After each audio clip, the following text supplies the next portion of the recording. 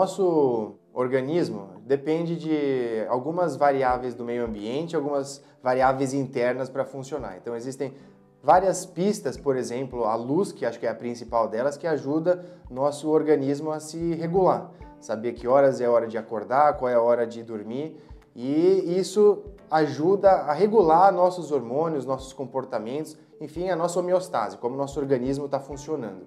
A luz, ela acaba atuando especialmente numa glândula que fica no cérebro que chama pineal. A glândula pineal, ela produz um hormônio muito importante que chama melatonina, e a melatonina ajuda a sincronizar o nosso ritmo circadiano em 24 horas, então alinhando a nossa homeostase interna com o meio ambiente.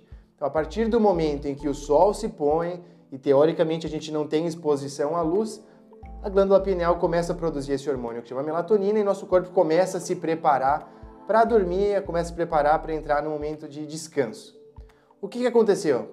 Com o desenvolvimento da tecnologia, a nossa sociedade acabou fazendo um break nesse ritmo.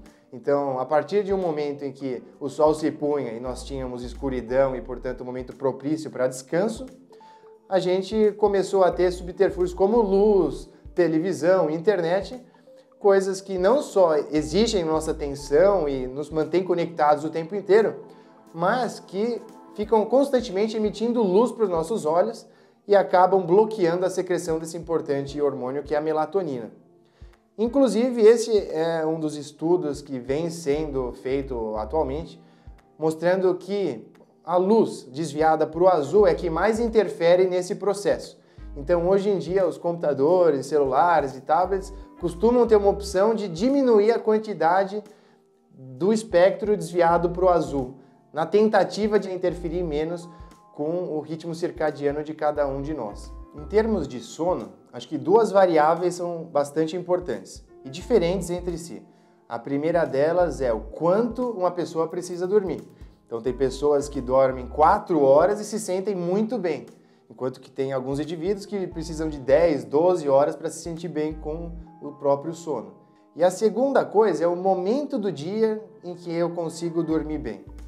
Então, existem pessoas que dormem cedo, umas 6, 7 da noite, e acabam acordando também cedo, 4, 5 da manhã, e se sentem bem com isso.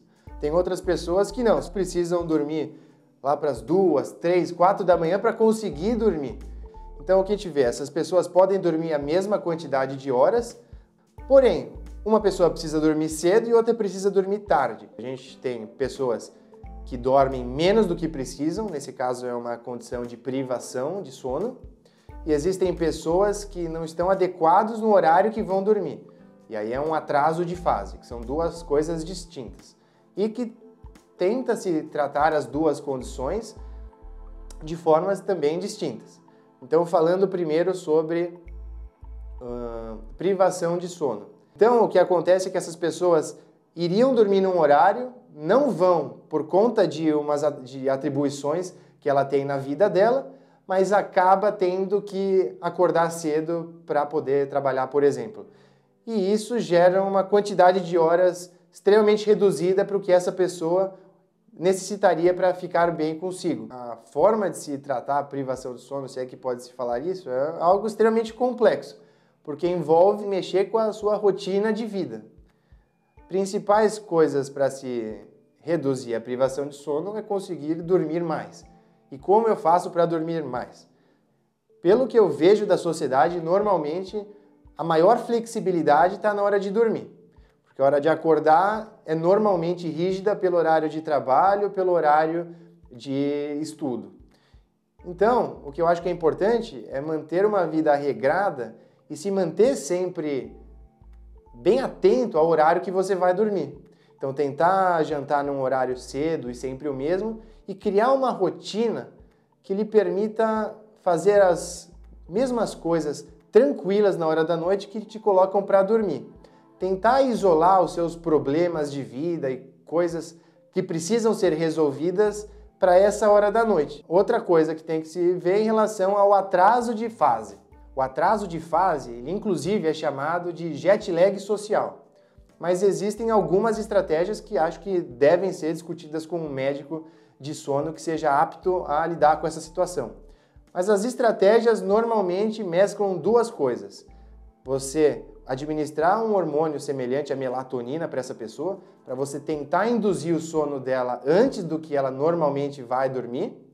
E a segunda estratégia é dar bastante luz para essa pessoa logo pela manhã, para que você bloqueie essa melatonina e já incentive a produção de cortisol, por exemplo, que faz a pessoa despertar com mais facilidade. E aí existem algumas estratégias de como se fazer essa administração de hormônio e luz. E daí em diante se tem uma tentativa de corrigir esse atraso de fase de sono.